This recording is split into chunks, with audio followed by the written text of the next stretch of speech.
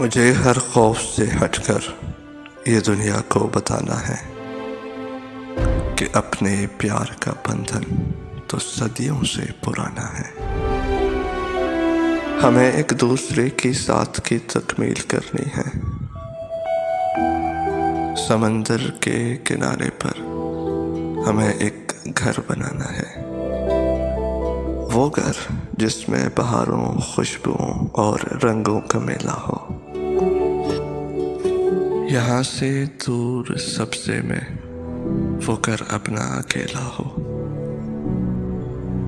मैं हर सुबह तुम्हारी आंख से देखूं हंसी मंजर, तुम्हारी हुस्न का जादू मेरी आंखों में फैला हो।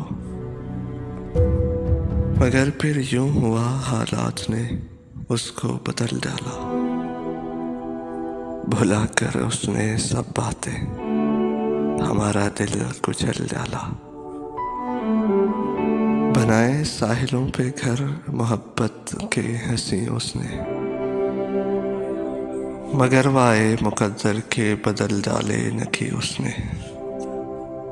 किसी का हाथ हाथों में वो लेकर अब भी चलता है, मगर जब तन्हा मिलता है तो बस इतना ही कहता है, बिछड़ के तुमसे जो दिल पे लगा है वो घाव गहरा है।